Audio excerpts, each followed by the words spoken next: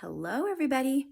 I'm coming to you from snowy Colorado. So when you live on the top of a mountain, this is what it does in the middle of May. Isn't that crazy?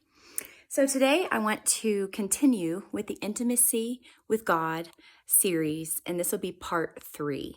So when I was thinking about what has improved my relationship with the Lord over the past few years, especially being at Charis Bible College and having gone through the healing journey with our miracle girl, Serena, I wanted to remind you that part of healing and part of breakthrough and living in victory with the Lord is having intimacy with Him. And if you think about it, if you have a very close friendship with a friend, or if you have a relationship with your spouse, for example, if you're married, you would not say the same things and do the same things with them every time. It would get stale. And so there's always new adventures and new things that you should do to spend time in those relationships. And it's the same with God. So I wanted to give you some new creative ideas on how to spend time with God in new and different ways. And I wanted to give you just a fresh breath of fresh air to do something, try something new and different when you approach your time with God this week or this weekend. And I had a mentor a long time ago who was one of my favorite people in the world. And she had lived near a pond, kind of like a small lake. And she said some of her best times with the Lord were walking around that pond, enjoying nature, enjoying just the beauty that surrounded her, not just in her house, but she would definitely spend a lot of time in nature connecting with the Lord. And she was always able to hear from Him and connect with Him in that environment. So here's some new ways. And we have a visitor. Hi, honey. Our kitty. Ways to connect with God in new, fresh, creative ways. Going outside. Today, I'm not going to be doing that because it is very snowy and freezing.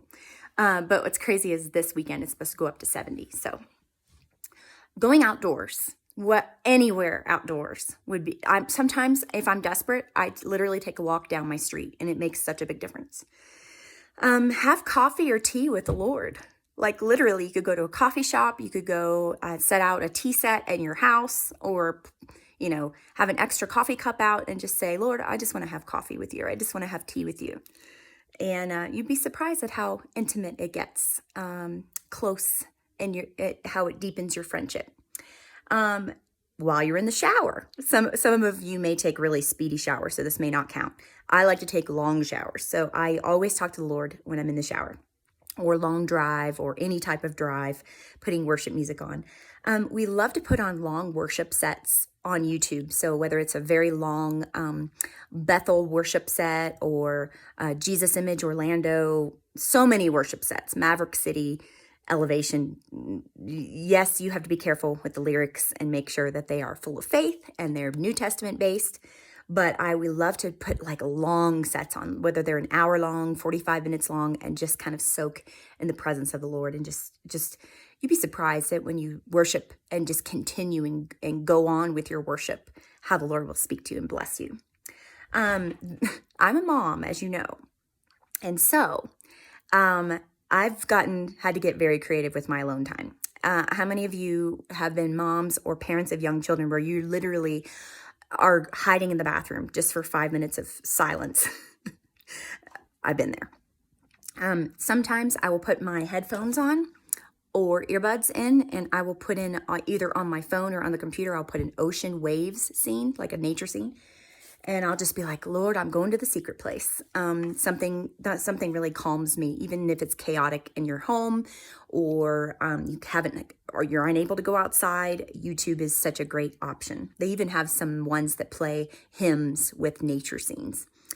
Doing a hobby.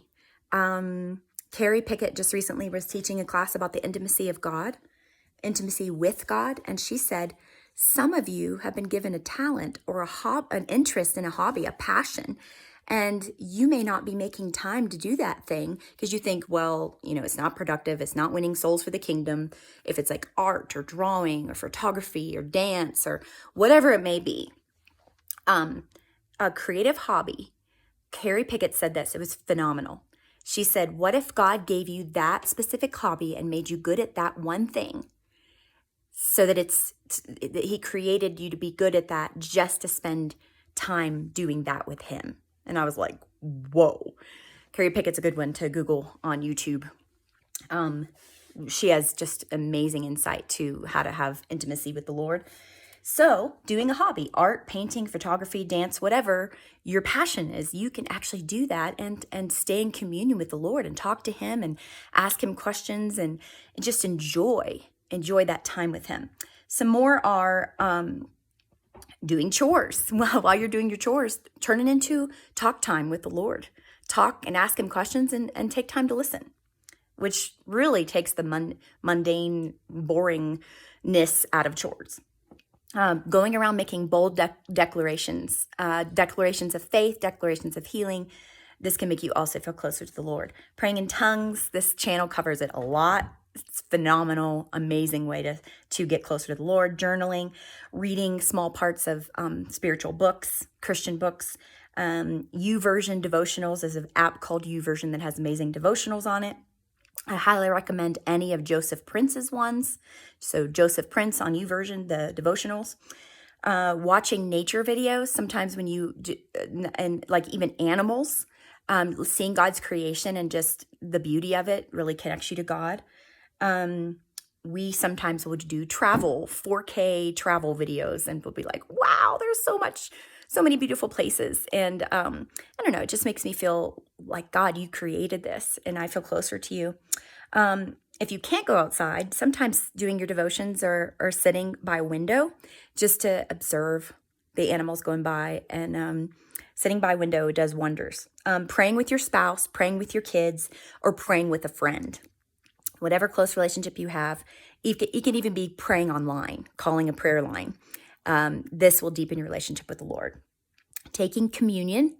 Maybe sometime soon I'll do an in-depth teaching about just encouragement about the power of communion. But taking communion with the Lord, sometimes when I just need a refreshing and I need to be reminded of the power of his blood and his body broken for me, I'll do communion and it'll really connect me to the Lord.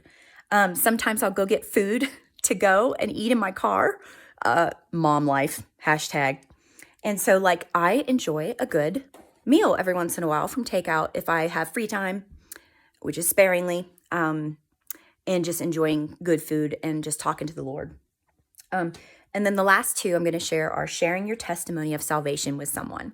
You'd be surprised at how sharing your testimony with a stranger or with someone that God puts on your heart, how that will deepen your connection to God and it'll just remind you of all that he's done in your life. It'll make you a lot more thankful. And Thanksgiving is a huge key to intimacy.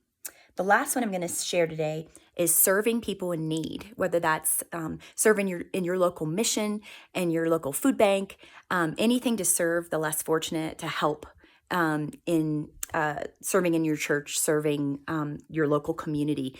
There's just something about it where it's just you're doing what Jesus does. He washes feet.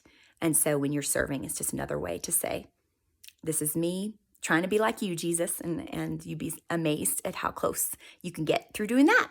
So I have much more to share, and I'll be coming at you next Wednesday with part 4. But try something new and creative, and let us know. Give some feedback on this channel about what you tried and what you thought of it and how it connected you closer to God. Until next time, see you next week.